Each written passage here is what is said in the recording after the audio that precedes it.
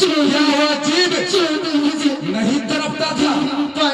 वो भी उस समय तुम्हें पानी के लिए तड़प रहा था, लेकिन तूने उसे पानी पिलाया?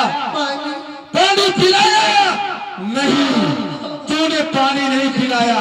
ठीक उसी तरह से तड़पा तड़पा के पानी के लिए मारो तो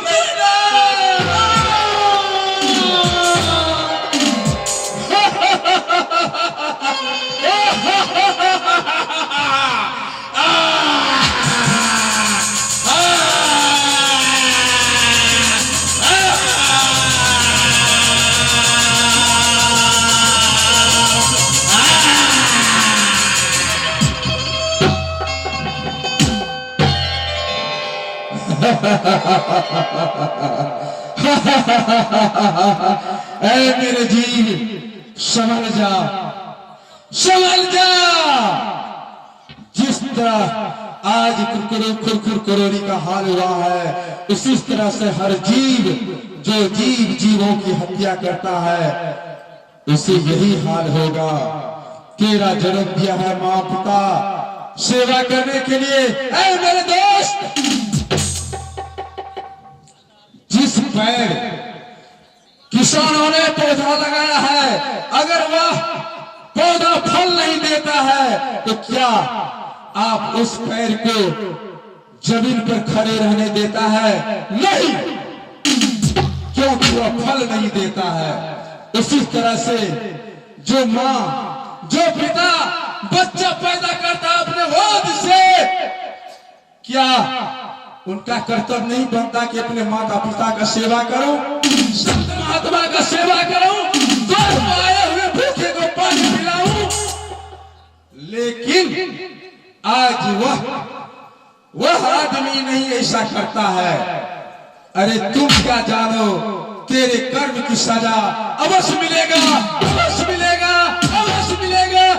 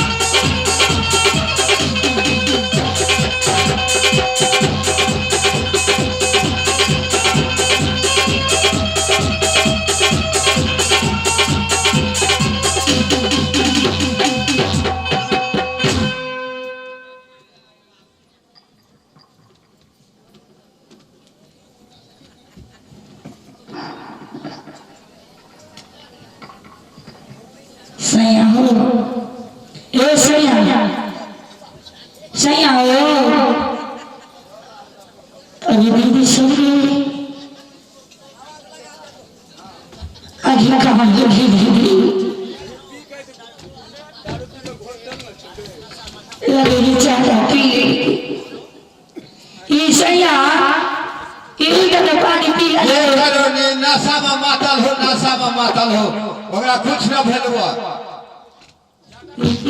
ज्यादा पी लेने उनका तारीफ इनके सका सैया ये सैया अरे नारियों नहीं चलेंगे साफे न करते न नारी चले परमात्मा ये सैया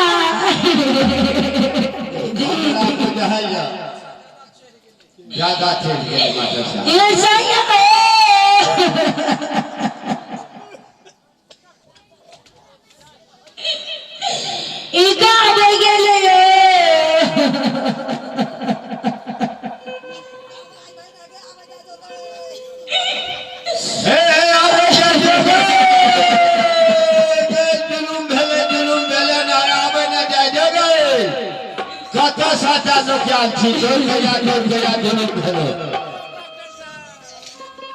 डॉक्टर साहब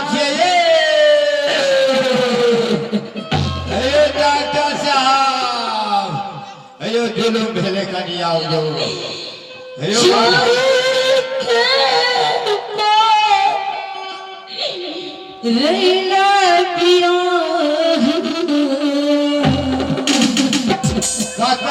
कता चलिए हाँ घर में द्वार पर नहीं है